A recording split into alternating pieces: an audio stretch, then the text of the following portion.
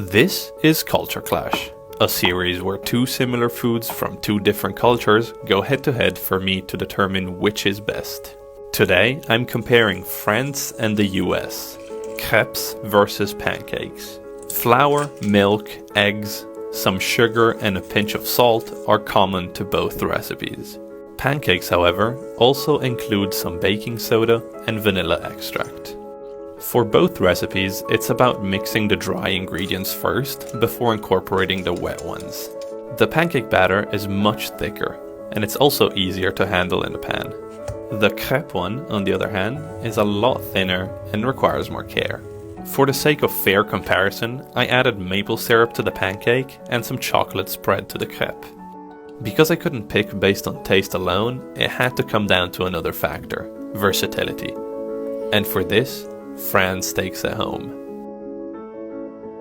This is Culture Clash, a series where two similar foods from two different cultures go head to head for me to determine which is best. Today, I'm comparing Italy and the USA, pizza napoletana versus New York style. Both of the doughs are made of flour, salt, water and yeast. Instant yeast for the New York style and fresh yeast for the Italian, with the only other difference being the addition of sugar for the American version. So after kneading, adding olive oil to the bowls and covering with wet towels, I let them rise for 6 hours. The New York style pizza requires the sauce to be cooked. So after browning some garlic in olive oil and butter, I added thyme, oregano, chili flakes and salt, followed by tomato sauce and a whole onion cut in half. As I let that cook for about half an hour, I spread out the doughs, with the New York style being large and thin, topped with low moisture shredded mozzarella as opposed to fresh, and the pizza napoletana being smaller and with a thicker crust, simply topped with some crushed whole tomatoes from a can, fresh mozzarella and a few basil leaves. And unfortunately, I don't own a pizza oven or pizza stone, but it's still a level playing field for the both of them. Finally, the New York style pizza has a lot going for it, but there's no beating the OG. Italy wins.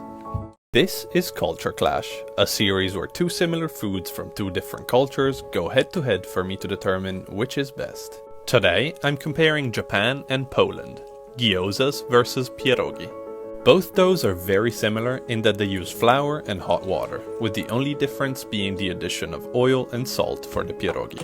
For the gyoza filling, I went with cabbage, green onion and carrot, seasoned with salt, pepper, oyster sauce, sesame oil and soy sauce. And after letting the dough rest for 30 minutes, I rolled it out, making it into a donut shape at first and then individual small balls.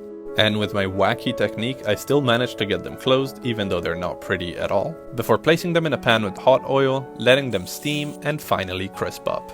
For the pierogi filling, I started boiling some potatoes very thoroughly and mashed them in a pan with some quark. And for good measure, I added some crispy caramelized onions and salt.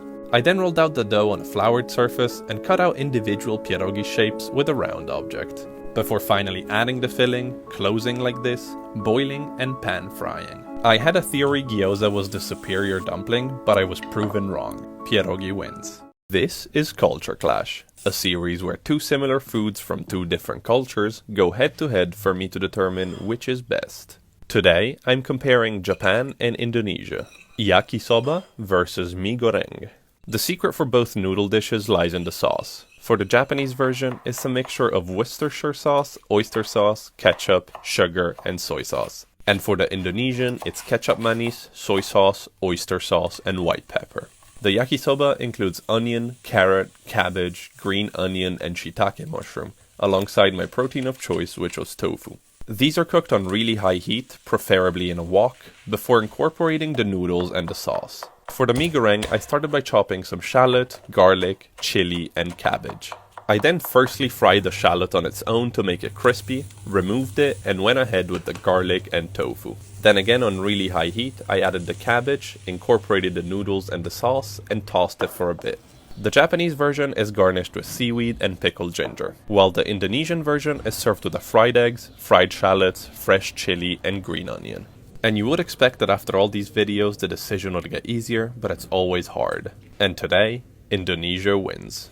This is Culture Clash, a series where two similar foods from two different cultures go head to head for me to determine which is best. Today, I'm comparing India and Lebanon, Bengambarta versus baba ganoush. For the Indian version, I cut slits into the eggplant and inserted garlic cloves and green chilies before roasting together with the tomatoes. To an oiled pan, I then added chili powder, garam masala, and chopped onion. Finally, I proceeded to peel everything and chop it all together, before adding it to the pan and cooking for a few minutes, adding coriander close to the end.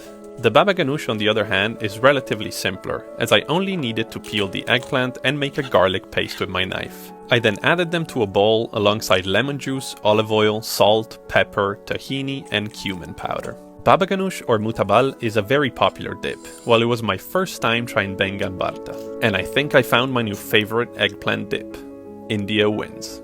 This is Culture Clash, a series where two similar foods from two different cultures go head to head for me to determine which is best. Today, I'm comparing Switzerland and the US. Roasty versus hash brown. For the roasty, I seasoned some shredded potatoes with some salt and pepper and squeezed the water out. And after cooking for 10 to 15 minutes on medium-low, I added some salt, a dollop of sour cream, and chives. For the hash brown, I let the potatoes sit in water for 30 minutes as to lose most of its starch. I then briefly cooked it in some butter before adding some salt and cornstarch. At this point, on a baking sheet, I pressed them into ring molds and put them in the freezer for an hour, before finally deep frying on both sides for a few minutes.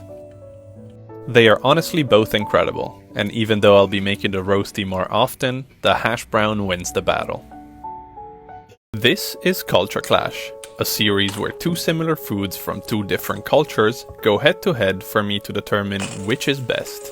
Today, I'm comparing Greece and Brazil, Truffacia versus Brigadeiro. For the Greek recipe, I melted some dark chocolate and added it to broken biscuits, chopped walnuts, milk, heavy cream, and a couple tablespoons of cognac. For Brazil, I simply had to stir together butter, sweet condensed milk, and cocoa powder on medium heat. And after they've both rested for a couple of hours, all there's left to do is form them into balls and roll them in chocolate sprinkles. They are both incredible desserts, but I prefer the consistency of one better. And at this point it seems like I'm doing it on purpose, but I promise you I'm not. Brazil wins again. This is Culture Clash, a series where two similar foods from two different cultures go head to head for me to determine which is best. Today, I'm comparing Spain and Lebanon, patatas bravas versus batata jarra. As they are both a different type of spicy potato, they start the same way, with cubed fried potatoes.